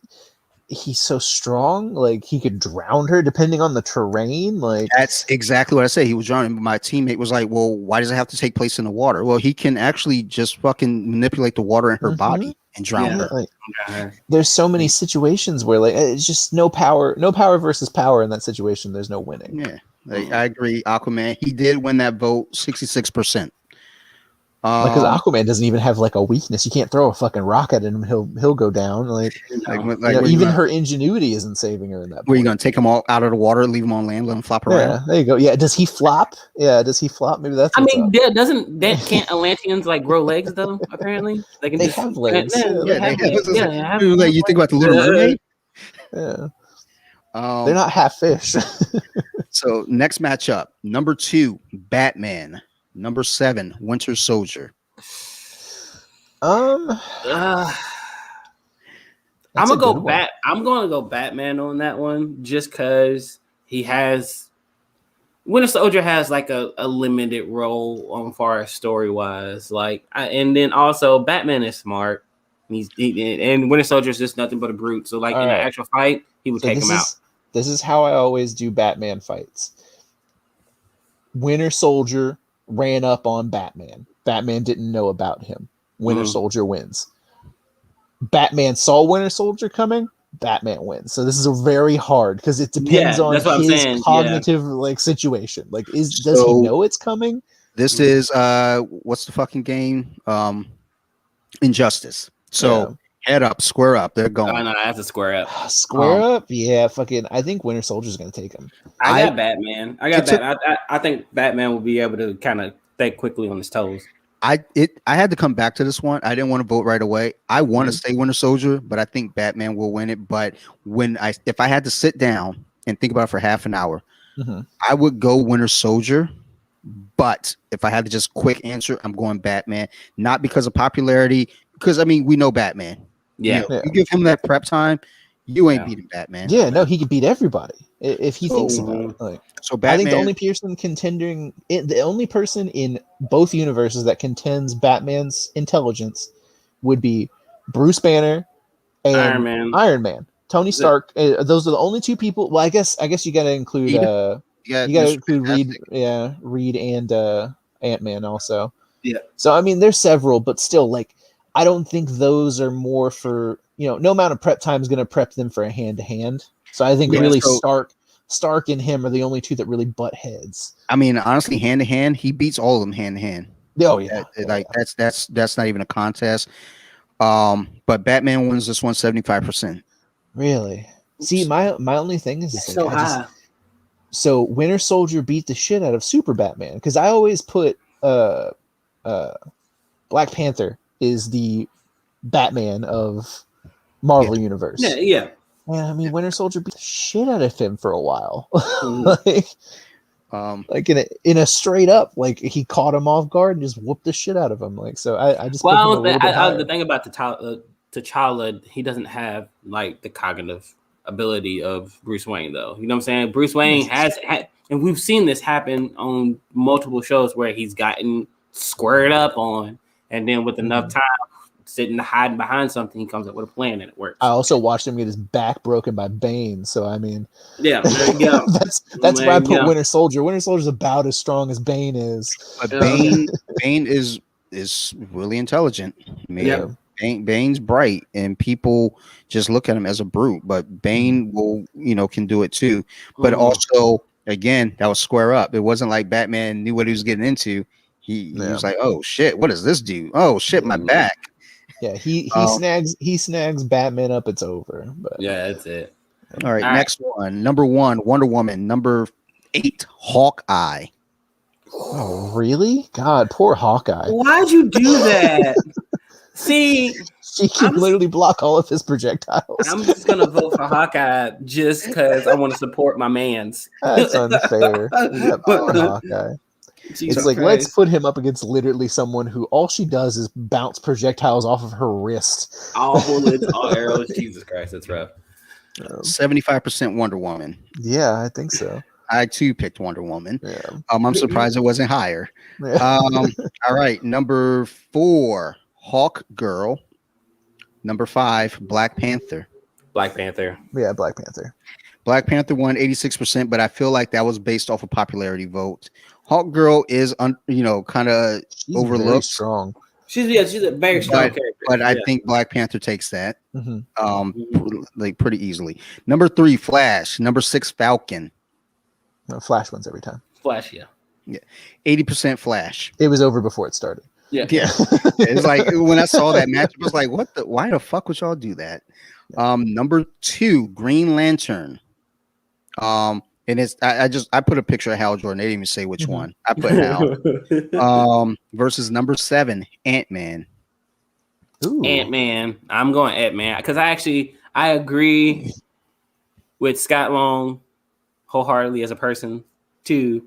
Those movies are really good, and if we're squaring up, Ant-Man has enough. He has enough smarts and wit to outlast Hal. Hal's not that smart. Is it weird that I'm gonna actually go with Green Lantern on this one? It's funny because the number 2 and the number 7 vote or matchups, I have to come back to. I didn't want to pick this one because I picked Green Lantern eventually, but I was thinking like I think Ant-Man could do this. Yeah, Ant-Man could do it. Like I'm just trying to think of how he's going to dodge like a wall type situation, because like he can't get small enough to go through the Green Lantern's like what he makes, right? Is there a molecular level to his ring power? I mean, quantum. Yeah, I mean, well, if he goes quantum anyway, he's fucking with time and everything. So I mean, God, he would shrink, and then God knows when he comes back. Yeah, it's like, hey, we've been waiting a week. We thought he lost. We made dinner and everything. Number 1, Scarlet Witch. Number 8, Black Lightning. Scarlet Witch. I don't care who Witch, you could have said anyone. Like, I'm gonna be honest. Before even the movies, before the show, like, I mean, you can look on my back wall back here. I got pictures of Scarlet Witch. I've always been a Scarlet Witch fan because I love crazy bitches who can destroy reality. So I've always been a fan, and if it's up to me, she wins this whole fucking thing. Maybe, I don't know. There's some other interesting matchups. I think the only other one that would contend with her is maybe Jean Grey. Yeah. So, and the fucked up thing with this bracket, they didn't put any X-Men. Oh, yeah. I don't know who made it, but if I made it, I'm throwing Storm in there. I'm throwing Jean in there. I'm throwing Wolverine, Cyclops, and and probably Rogue. If I just got to drop X-Men off the top of my head. Next matchup, number 4, Iron Man. Number 5, Cyborg. Ooh. I'm gonna go with Cyborg for the sheer fact that the mother box gives him access to like literally everything technical wise. Like But at the thing, yes, Tony can invent tech, but at the same time, that same tech talks to Cyborg. Tony has fought people who can control technology though, and has still beat them. So it depends on, I guess. All right, so this is my I know I'm being a fucking Iron Man dick suck. We know my preference. Let us know. Go ahead. You guys know my preference, but he has fought off people who literally control technology, control anything. So it really depends on what suit he's running at the time. So I mean, if he knows he's running up against an AI, he's gonna bring an AI resistant. Mm-hmm. Fair. That's fair. So if he's showing up in regular armor, Cyborg all day. He shows up in resistant. I don't see the powers of Cyborg overwhelming Tony. I feel like that's a standstill, really. Though He just doesn't. He doesn't have the firepower. So this matchup, I picked Cyborg because number 1, Detroit. Number 2, I think, because this is a straight up match. You're not prepping. You're just showing up to your battle and what you got. He's gonna, he's able to control Tony's suit and I agree. make him do whatever he wants. I picked Cyborg off of that alone. The vote was 83% Iron Man. Mm-hmm. I think again that's popularity vote. People aren't thinking it through. They're just like, I know Iron Man. Mm-hmm. My like I said, my only hitch is that if he has, it depends on the suit. If he has fought an AI being already, I think Iron Man takes it. But if it's previous to that, I don't think he wins. So, and I agree with you. I wholeheartedly agree because Cyborg does not have the firepower to kill Tony. He's got great firepower, but just like I mean, Tony's got so many suits with so many different options. Like, well, I you don't think he has got also take consideration though too. Tony has to be able to power his suit through his arc. Depending on the situation. Yeah. He's got suits that run pretty much off of nothing, like That's just true. life energy at some points. That's Like true. his suits get really crazy. So number 3, Hulk. Number 6, Green Arrow. Oh, poor Green Arrow. Why would you do that to him? Yeah, look, I'm tired of y'all messing with my archers. I'm voting Green Arrow because we know why I'm voting Green Arrow. Putting them with these people. I'll punch everybody. Yeah, I went Hulk. So the vote is 97% Hulk. Yeah, damn. Yeah, I would assume. Why? The one person that voted Green Arrow, I think I know why he did it. Civil War II, Hawkeye killed Hulk. Mm-hmm. But it wasn't like he killed Hulk in Hulk form. He had an era where basically Banner wasn't trying to become Hulk anymore. He was like, if I'm about to snap, if I'm about to lose it, you hit me with that arrow. I won't see it coming. You basically Hawkeye is on patrol watching Bruce Banner. You hit me with that arrow, I'm done for. Yeah. So I think that's the only thing that he's thinking is like maybe he's but like on Banner. Once again, we're in that situation where like you can't have any prep time. No, well, that's what I'm saying. If you show up to the fight, you're Green Arrow with some fucking arrows and Hulk is there, just walk out. Yeah, I'm gonna go ahead and quit because please don't hit me. Yeah, just be like, you know what? I think I left my oven on. Yeah. And I'm hungry. I got a pot pie. I'm just not gonna say anything because y'all trashing my favorite character. I'm just gonna sit over here in anger. Hey man, he should have fucking got a better weapon than a fucking bow and arrow. What the fuck? There's nothing wrong with a bow and arrow, sirs. All right, he's done a lot of cool shit, and Ollie is very smart. All right, he is actually very smart on his toes. To be honest, how's he gonna kill the Hulk? The man he's not gonna kill the Hulk at all. Y'all set my man's up for failure. He was set up for failure. So this is the only number 2 versus number 7 that I didn't have to circle back to. I knew who I wanted here. Number 2, Thor. Number 7, Black Canary. Oh, okay. Yeah. Oh, yeah. Thor's gonna win that. I love Black Canary, but Thor's gonna win that. Yeah. 97% Thor. Who would have guessed? So number 1, Loki versus number 8, Robin. So for Robin, poor Robin. I picked I put Damian Wayne because they didn't give a Robin specific. So I was like, all right, let's go Damian Wayne.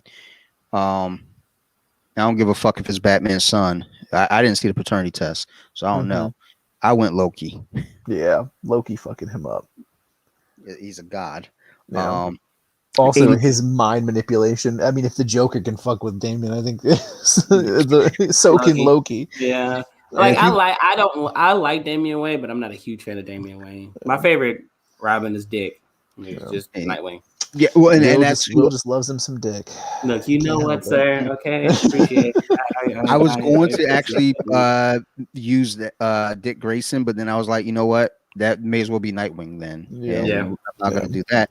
But I mean, at the end of the day, if you lose a dude in tap shoes, you definitely can't beat a god. So get out of here. 82% Loki. So this one, it's still closer than I thought. Number 4, Gamora. Number 5, Raven. Ooh, I'm Raven. Raven. Yeah, just because cosmic powers. Yep.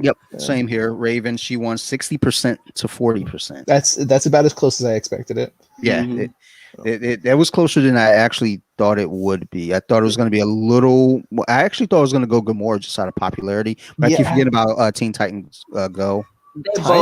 They both have like a really bad story. Like their storylines are kind of similar, if that makes sense. Like they have shitty heads, you know.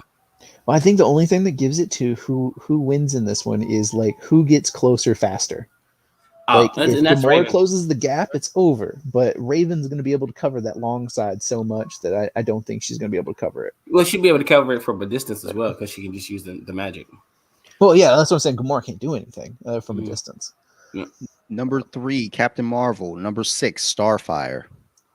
Ooh, Marvel, only because she's a fucking like high tier being. She's like Superman, essentially. I mean, but Starfire is technically a high tier being too.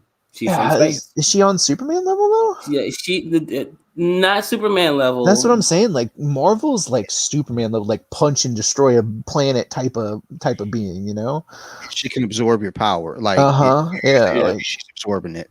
Yeah. I thought it. I personally had kind of a hard time picking this one. I picked Captain Marvel eventually. Mm-hmm. She won 57% to 43. So that's I felt like that was fair. That's a hard one. Number 2, Doctor Strange. Number 7, Shazam. Doctor Strange. So I voted Shazam just because I wanted to upset and I wanted Captain Marvel versus Captain Marvel.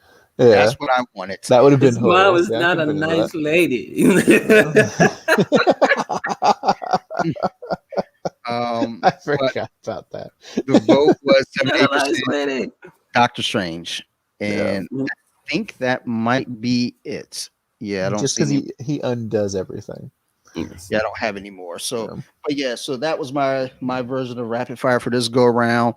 March Madness edition. I'm actually going to post up the next round of winners so I can see what people vote and how stupid they are. I'm ready because I hate everyone. I just want to see who's going to be in the final now. I'm super excited for it. Yeah, if Scarlet Witch doesn't make it all the way in, I'm protesting. I feel like because we're fresh off of WandaVision, I think she will make the final because that's just fresh in everyone's memory right now. Yeah. And me personally, I'm biased. I'm picking her every way down. Now, if Martian Manhunter had won out, his match, I got that dude making it to the final. Yeah. But, people like, oh, Captain America, he doesn't quit. I can't. Yeah, he doesn't quit unless his lungs are gone from where fucking Manhunter ripped him out of his chest without even cutting his skin. It's like, come on, y'all, chill. Like, well, he was frozen on ice for 70 years. He survived. Yeah, with his lungs. Yeah, he needs those. Yeah. What if Martian Manhunter just says, let's go for a trip to fucking space? Yeah. Then what, bitch? Right? Yeah. Then you die. If he puts you in space or he takes you in space, that's over. There's no coming back from that. I hate people in the way they vote, and there's too many people that voted Captain America for me to go and call them all out. But the one person that voted Green Arrow, I'm calling them out. I'm gonna send them a message like, son. It's really hard to block is an arm that eviscerates itself and then it reappears on the other side of your shield and punches you in the dick. Yeah. So I don't know how you block that. Punch him in the dick is disrespectful. Son. Right? He'd have to do it. He's speed bagging him. But, that's all I got for y'all today. All right. Well, we appreciate you, man. We're always happy to see you, brother. I'm always happy to be on. Hey, y'all gotta let me know when y'all record so I can post that on the Instagram, man. It's like are you saying you're not subscribed to us? Sir, I'm subscribed to fucking 15 podcasts. It's like, I don't know what happens when. And honestly, I was telling I got a guy coming on, my buddy Dunkel. He's up in Philly. He's gonna drive down in April to be on. And I was telling him one of the big things for me during COVID was listen to my friends' podcast because I can't see people. So I want to still be able to engage. But one of the bigger things for me now doing my own thing is I can't listen to everyone's show because I'm spending right now I'm 4 episodes ahead of myself right now. So that's good. I'm done. I just recorded today. I got to edit that. That's not due out for however many weeks. But the whole thing is most of my time now spent at work, walking around the hallways. I'm listening to, my podcast and marking off time notes as to where I said something fucked up there. I need to erase that because there's a lot that that's most of your day. My my WandaVision episode that came out last week. That I had to take quite a bit out, and I left a lot of fucked up shit in there because I was talking about yo, Wanda in those pink tights, son. Oh yeah. What'd you think of her new outfit, by the way? I love it, dude. It's awesome, isn't it? I love it so much that I don't collect Hot Toys because Hot Toys are $300 a piece. I'm going to buy it. Fuck yeah. I'm in, and I'm probably going to get White Vision as well. White Vision was cool. He's creepy. Because I've been waiting for them to do that for a long time. And honestly, when Thanos pulled the Mind Stone from him, I was like, okay, they could bring back his Gray Vision, whatever. I don't care.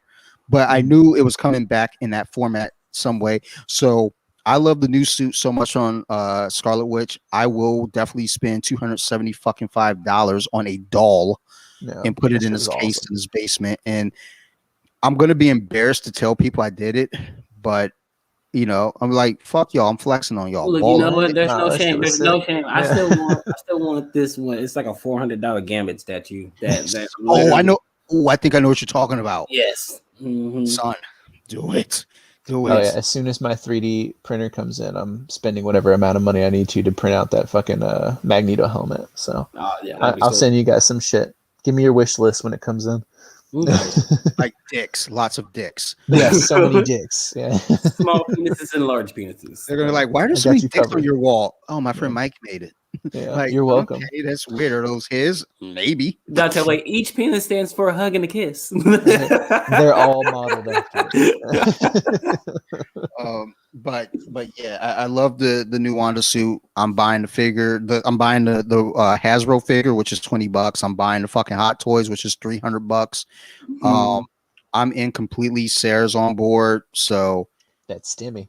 But actually, I'm not getting any of that. We're not getting any money. Oh, that sucks. Really? Well, because we're so behind on our taxes. Like, because we just did 2017. Because Sarah's independent. She's an independent contractor. She hadn't been doing her taxes properly. So look, she and I are not the same. Okay, maybe we shouldn't put this on the air. No, yeah, they're gonna come for us. Let's discuss this once we come off the air. We're not the same. We're at an hour 40, so we can probably cut it off. We can split this. What I was thinking is we could split this off. We'll have this as an episode, like the March Madness thing, and then the other part as Snyder Cut episode. Yeah. It's solid. I think we get 145. It'll give us roughly about like an hour and 10 minutes piece, or something like that. Yeah. Yeah, let's leave this in discussing the podcast. Like ultimately, like I ain't getting no money. If y'all know anybody that's talking about I don't need this money, I don't want this money, tell them that my Cash App is Dante287. Hit me up, baby. There you go. Get it out there. Well, you want to go ahead and give the rundown real quick, man? So we can wrap it up. The rundown? Why I gotta give the rundown for? So we got the Facebooks, we got the Twitters, we got the Instagram. Dante's here to promote it himself this time. Yes, you can talk about the Instagrams. Hey, with the Instagram, follow it, get on there, y'all, because I'm again, I put up when episodes are coming out. You were gonna say I'm funny as fuck. No, I am. But honestly, Instagram. No, if y'all want that, y'all need to go to Dante287, son. Like that Instagram is off the chain. But with Instagram, I'm putting up a lot of artwork from different artists out there. A while back I put back up Marvel characters as MMA fighters. I found an artist who does that, and there's so many more. So that's coming down the pipeline once I get it all collected. So get on the Instagram, y'all. Yeah, and that's at Why So Nerdy Podcast. Why So Nerdy Podcast. Or is it just Why So Nerdy? It's podcast. Yeah, okay, at Why So Nerdy Podcast. There you go. Yeah, and then we got our TikTok that we're eventually going to get on and do stuff. Yes, you can do it. We should have done the live tonight. That was my fault. What else? We have our Patreon. Duh. I almost forgot about that. And get on there. You guys catch the episodes early. We got all kinds of fun stuff. We got hidden episodes. One with Dante right here. Me and him did a completely nonsensical podcast that we did. It was like a 4-hour marathon talk. Definitely get on there and check that out. That's how I do, baby. And then they got the Vegas episode. Yeah, the Vegas episode. What a nightmare to live through. That was fantastic. I'm glad it turned out better than I thought. I told you it really wasn't that bad. We were doing all right. But I was dying. I was like, please. All right. That's all I can think of right now. One of these days I'm gonna write it down. Yeah. Dante, you got anything, brother? Yes, son. Check out Off the Mats podcast. Oh yeah, I forgot to do it this time. I do that when you're gone. By the way, you're welcome. Yes, we promote you. That's right. I appreciate that. I do a rotation of promoting. Because like I said, I got so many podcasts that I'm following and trying to like just pump up with BJJ Wiki. But always boost the love. Off the Mats podcast comes out every Monday, 6 a.m. So if you're trying to drive to work and listen to some, look, I don't even talk about fucking fighting all the time. To be honest, half the time I'm just talking about like right now, since we're leading into WrestleMania. The theme right now is pro wrestling. So if y'all into WWE, AEW, New Japan, TNA, all that jazz, check it out Monday mornings. Is TNA still around? Yeah. NWA as well. TNA, NWA. Have you guys seen the Japanese wrestling where Lawler, is it Lawler, right? The fat guy with the cowboy hat? Slobber knocker. Yeah. That guy. JR. Yeah, JR is fucking doing Japanese wrestling, and it's amazing. I thought he was doing AEW. Yeah, he's at AEW right now. Oh, is he AEW now? Oh my god! Sorry, I love that. Like, oh my god! Oh my god! He got the chair. You guys should absolutely look him up saying Japanese last names. It'll make your whole fucking day. Kagoshima. I love anyone from Oklahoma trying to say anything Japanese. Nagasaki with the Nagasaki with the tombstone. They turn around like, what the fuck did you just say? Like, you heard me. Nagasaki. What did you say it again? But if y'all, the next few weeks is going to be leading up to WrestleMania. Every episode is going to be about pro wrestling. I've already got 2 in the can. I got 2 more coming up.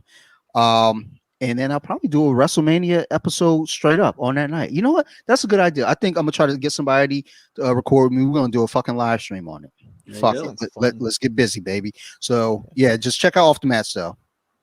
There you go. I would love to do it, but unless you're talking about Golden Age, I know nothing about pro wrestling.